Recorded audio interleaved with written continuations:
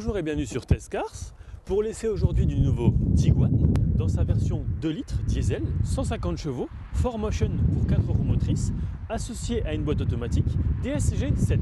Avant de commencer sur le design, je vous donne tout de suite la consommation qui est de 6 litres à 6 litres 5 au 100 km.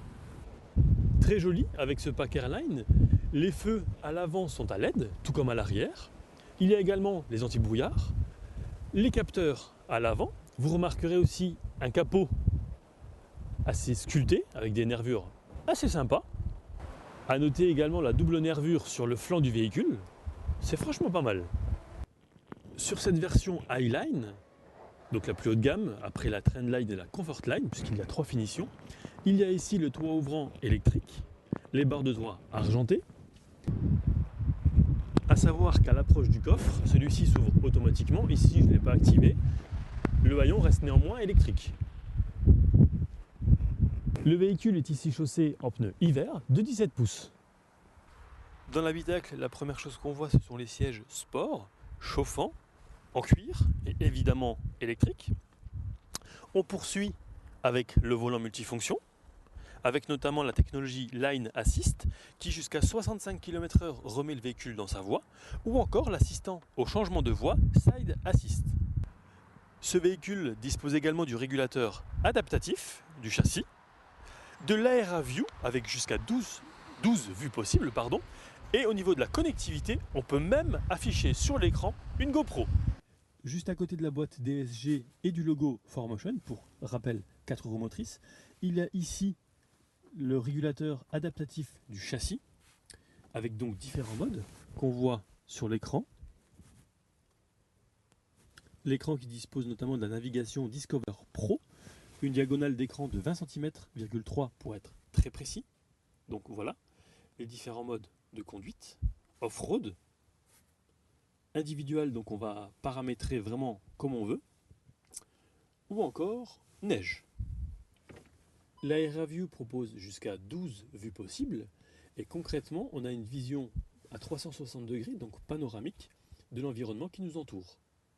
Sur cet écran réactif, on retrouve les modes radio, média, donc on va pouvoir connecter un téléphone, même écouter la musique qu'on a notamment sur YouTube, ou contenu dans le téléphone en Bluetooth donc, les commandes vocales qu'on retrouve également sur le volant, navigation, j'explique pas, c'est assez clair, il y a aussi la gestion du trafic en temps réel, le menu principal du véhicule avec certaines informations, et enfin la navigation au sein même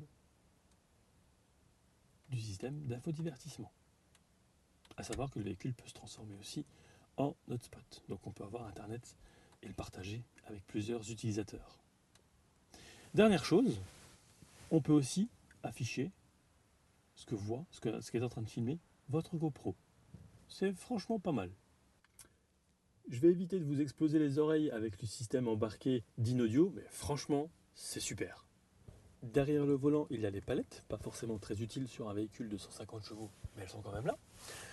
Ici, vous retrouvez un écran qui s'appelle Active Info de 12,3 pouces, haute résolution, avec notamment le contour, le compteur kilométrique, ou même vous pouvez afficher la photo des contacts de votre téléphone. Donc là, on retrouve différentes informations telles que la consommation moyenne, l'autonomie de carburant, et plus haut, juste là, va apparaître l'affichage tête haute. Je suis pas fan, quel que soit le véhicule, mais ça permet, disons, de rester concentré sur la route. Le volant multifonction en cuir donc offre une bonne prise en main. Dommage peut-être que les palettes soient assez proches. Par ailleurs, le véhicule offre une direction progressive. Quid de l'espace à l'arrière. Le principe reste toujours le même. Je pense que les habitués comprendront. Je ne modifie pas ma position de conduite pour voir à l'arrière. Irréprochable. À la tête, il y a plus de 20 cm. Au niveau des jambes, encore une fois, rien à redire. Il y a aussi une tablette ici, avion. On peut régler avec plusieurs angles. C'est pas mal. Bon, je vais pas dire que ça fait cheap, mais bref, ça reste du plastique, quel que soit le constructeur d'ailleurs. À savoir que la clim est électronique sur 3 zones et on peut aussi la modifier à l'arrière.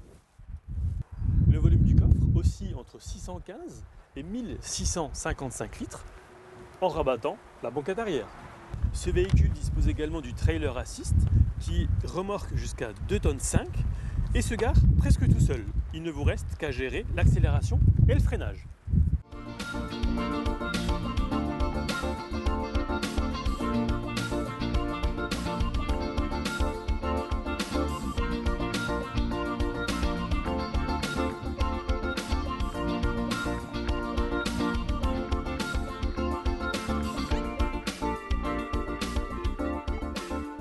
Si le nouveau Tiguan démarre à 25 740 €, TVA luxembourgeoise, ce modèle d'essai s'affiche à très exactement 58 619.